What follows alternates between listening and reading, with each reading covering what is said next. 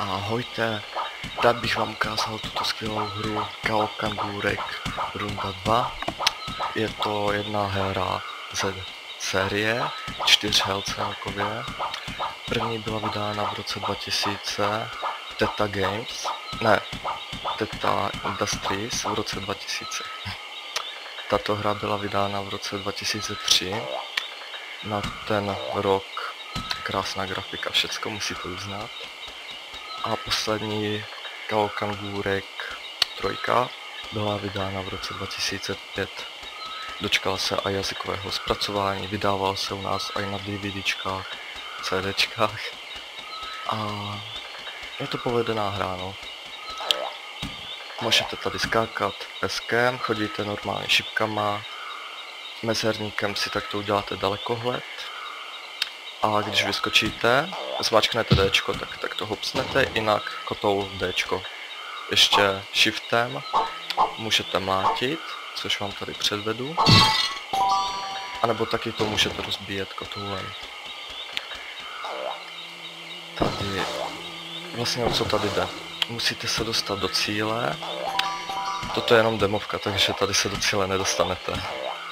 Ale no, teď vás nechám tady poslouchat toto. Witaj, Kao. Mam dla ciebie pierwsze zadanie. Odszukaj mojego przyjaciela, który nauczy cię rzucać szyszkami. Super! Gdzie mogę go znaleźć? Rozejrzyj się za moją chatą. W dzbanach i skrzyniach poukrywane są dukaty.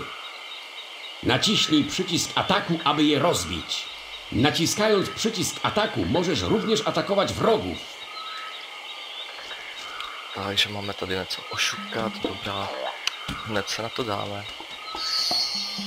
Jak jste mohli poznat, je to polská hra. Vlastně máme jít dozadu a tam házet šiškami.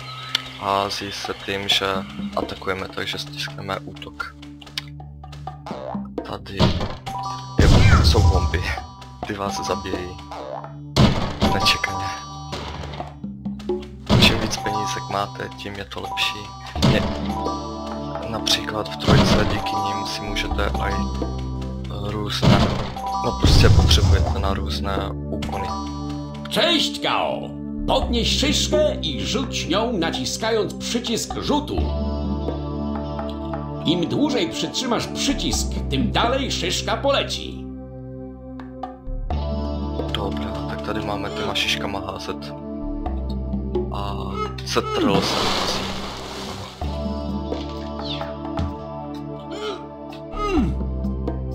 A no, teď jsem to hodil blbě. Musím znova.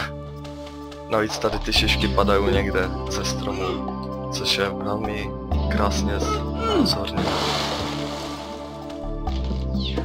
Pokaždé se musíte natočit zhruba na ten terč.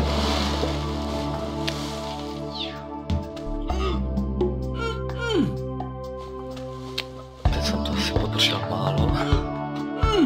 Brawo! Potrafisz już rzucać szyszkami. Na drugim brzegu leży dzwoneczek. Zabierz go, aby w razie niepowodzenia rozpocząć przygodę od tego miejsca. Takže naučili jsme se hlasat šiškami. Tady vidíte můj krásný krček. Ve trojce se prostě utopíte, tady je to krásně znázorněné. Máme přejít na druhou stranu. Tím, že vlastně vždycky stisknu 2x S. Teď jsem to nevyšlo. 2x S a tím se uděláte jak kdyby 2 kotoule. Jinak byste to nepřešli. Máme přejít na druhou stranu a sebrat zvoneček. Tak. To je něco jak když save point. Teďka i další graficky krásná činnost. Jízda v sudu.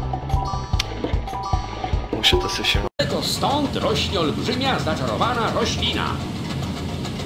Uważaj, kiedy zbliżysz się, roślina zaatakuje. Wciśnij przycisk toczenia, aby przetoczyć się pod nią. Jak będziesz blisko łodygi, zetnij ją swoim silnym ogonem. przycisk akcji a następnie przycisk ataku. To je na motion platné, protože my jsme už na to došli.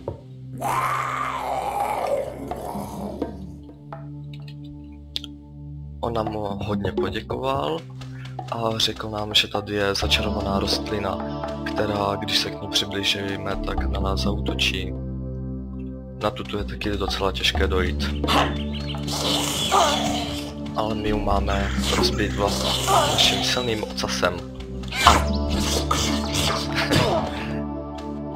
Au! Což není moc těžké, když to víte. Což já neumím. Tady jsou...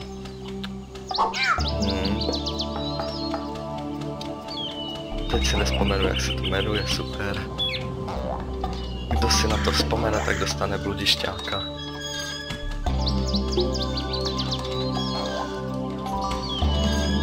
Toto zase není moc neobvyklé na starší hry, ale je to docela špatné, když vás to sestředí.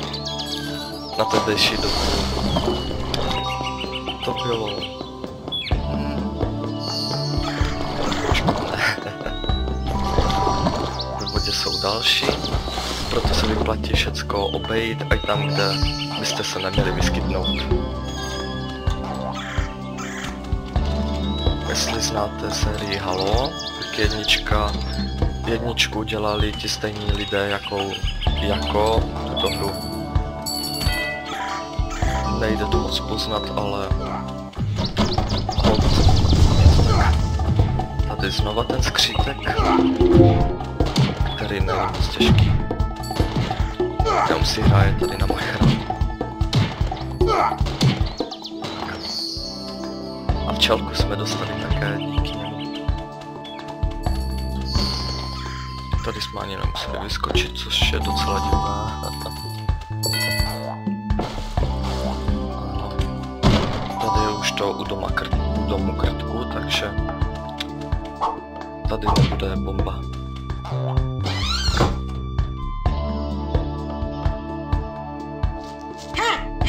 Kao, miło cię widzieć.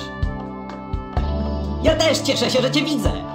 Na łące pełnej czerwonych muchomorów znajdziesz stado borsuków, które bez przerwy depcze moje grzyby. Zagoń je proszę do norek. W jaki sposób mam to zrobić? To proste. Wskocz na mamę borsuczą, największą spośród borsuków i kierując nią zagoń stado. W porządku, postaram się. Takže oni říkali, jak moc se rádi vidí znova a že tady mám skočit na jejich mamu, abych je zahnal do nory, aby vyrostly, ano, aby vyrostly mochomůrky, v kterých potom můžeme vyskákat na vrch.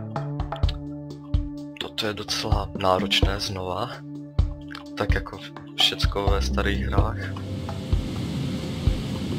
Ano, jeden je pryč. Teďka i dalšího zaženeme. Ano, další bude, jo, super. Je toto docela nervy, hlavně když oni potom z té nory znova vyjdou, což je chyba hry, špatně napsané, no. Co už se dá dělat. Mohli by tuto hru také přepracovat na... Teďka to šlo vidět. Mohli by tuto hru přepracovat také na Windows 7 a 8, aby to šlo daleko líp, no. Teďka se musí používat různé emulátory, anebo upravovat kompatibilitu. No. Toto se taky díky tomu stane. No to přeskočíme. Tak.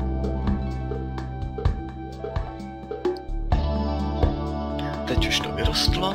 Mochomůrky, ne to. A díky tomu se také dostaneme k tady tímto skrytým věcičkám. Občas ty skoky jsou docela náročné, protože ta kompatibilita je hrozná a špatně to reaguje hra. Tak. A už to bude konec. Už bude konec. Uciekajmy! Uciekajmy! Zbliża się wielki niedźwiedź! Utěkajme, utěkajme. Tady tyto screeny jsou z originální hry, ne pouze z dema. Jestli byste chtěli další pokračování, tak můžu klidně natáčet tady tu 2 plnou hru, anebo 3, která je taková slabší odvar, ale zase více dětinská grafika.